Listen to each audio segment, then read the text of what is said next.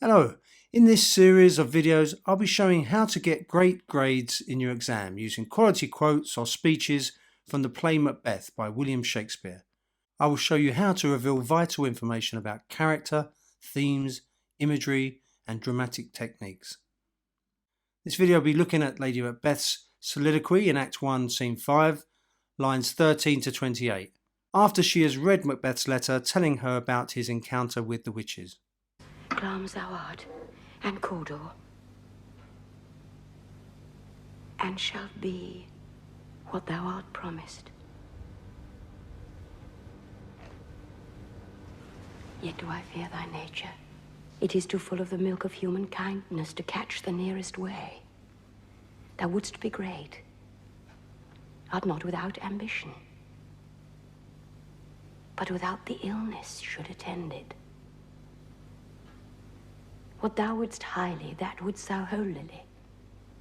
Wouldst not play false, and yet wouldst strongly win. Thou'dst have great Glamis, that which cries, thus thou must do if thou have it, and that which rather thou dost fear to do, than wishest should be undone. Hie thee hither, that I may pour my spirits in thine ear, and chastise with the valour of my tongue all that impedes thee from the golden round, which fate and metaphysical aid doth seem to have thee crowned withal. A soliloquy is a dramatic device that allows a character to show what they're thinking to an audience. It's effective because it builds dramatic irony and tension in a scene, but it also tells us a lot about character. The first thing we learn is how she sees her husband. Yet I do fear thy nature, it is too full of the milk of human kindness. His nature is basically good. He is full of human kindness. She knows that she will have to call on the dark spirits in order to succeed because he is without the illness. The illness is evil. That wouldst thou holily suggests he is too afraid to disobey God. It was believed by most during the Jacobean period that the appointment of the king was God's will. Going against the king would mean damnation and eternity in hell. She is also concerned that he is not able to play false, which means he cannot hide his feelings or put on an act. She sees this as a skill that he lacks. Her conclusion is that she must change him.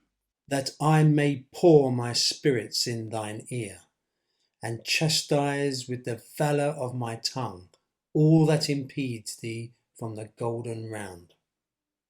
The image of her pouring evil spirits into his ear and attacking him with her brave tongue suggests that he is too good and too afraid to commit regicide.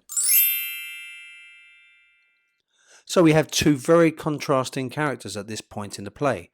A patriotic, successful soldier who has proved himself in battle and is too kind, honest and good to kill the king, and a ruthless woman who will stop at nothing to win the crown. The link between cruelty and masculinity is beginning to be explored in this short soliloquy. Another theme here is the corrupting influence of ambition, which is immediately evident in her reaction to the letter. Shakespeare also seems to be raising the theme of fate versus free will, as Lady Macbeth is impatient to wait for Macbeth to become king, naturally over time. And finally, the theme of superstition is raised because Lady Macbeth seems to lack faith in the supernatural predictions of the witches, trusting more in her own actions, unlike Macbeth, who seems to believe the weird sisters. The play serves as a piece of propaganda against those considering killing James. And Shakespeare would have been under pressure to provide a cautionary tale for those considering another attempt on James's life after the failed gunpowder plot of 1605. Well, I hope this has helped you to understand this important moment in the play. If you want notifications of other quality quotes that will help you get a great grade, then please subscribe and give the video a thumbs up. Until next time.